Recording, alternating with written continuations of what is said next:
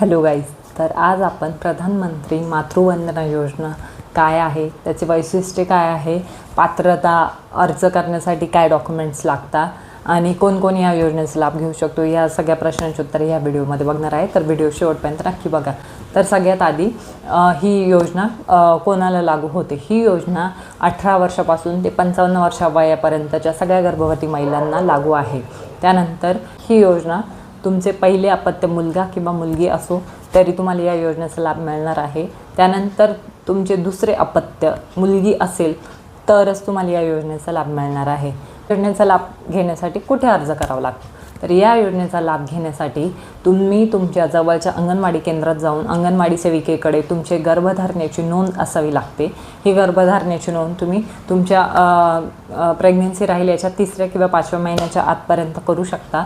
त्यानंतर या अंगणवाडी सेविकाच तुमचा फॉर्म भरून घेतात आणि त्या फॉर्मच्या बेसिसवरच नंतर तुम्हाला पुढच्या काही महिन्यात या योजनेचा लाभ मिळणार असतो.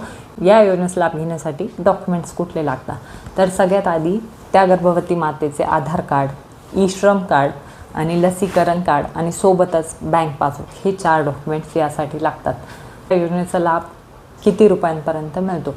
तर या योजनेचा पहिल्या अपत्य मुलगा किंवा मुलगी असो तरी तुम्हाला पहिल्या वेळी 5,000 मिळणार आहे आणि दुसरे अपत्य जर तुमची मुलगी असेल तर 6,000 रुपये मिळतात. योजनेचा लाभ मिळण्यासाठी तुमची डिलिव्हरी कुठे झालेली असावी, सरकारी की प्रायव्हेट हॉस्पिटलमध्ये? तर या योजनेचा लाभ मिळण्यासाठी अशी कुठली कंडिशन नाही आहे. तुमची डिलिव्हरी सरकारी असो किंवा प्रायव्हेट हॉस्पिटलमध्ये झाली असो तरी तुम्हाला या योजनेचा लाभ घेता येईल. जॉब करणाऱ्या महिला किंवा सरकारी नोकरी करणाऱ्या महिला या योजनेचा लाभ घेऊ शकता का? तर नाही. केंद्र सरकार व राज्य सरकार तसेच सरकारी उपक्रमांअंतर्गत नोकरी करणाऱ्या महिलांना या योजनेचा लाभ घेता येणार नाही. या योजनेचा हप्ता कधी आपल्या अकाउंटमध्ये जमा होतो? या योजनेअंतर्गत आपल्याला जे सुरुवातीला 5,000 मिळणार आहे तर हे 5,000 2 टप्प्यांमध्ये येतात. पहिला टप्पा 3,000 रुपये, दुसरा टप्पा 2,000 रुपये.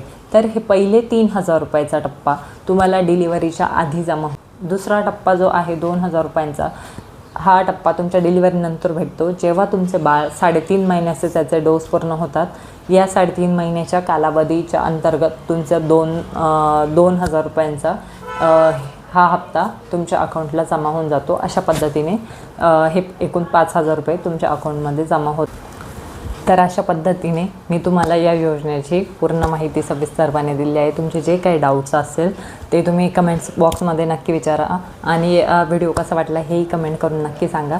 सोबतच हा व्हिडिओ जास्तीत जास्त लोकांपर्यंत शेअर करा जेणेकरून त्यांना या योजनेचा लाभ घेता येईल. आणि अशाच नवनवीन टिप्स ट्रिक्ससाठी योजनांसाठी माझ्या चॅनलला सबस्क्राईब करायला विसरू नका. थँक्यू.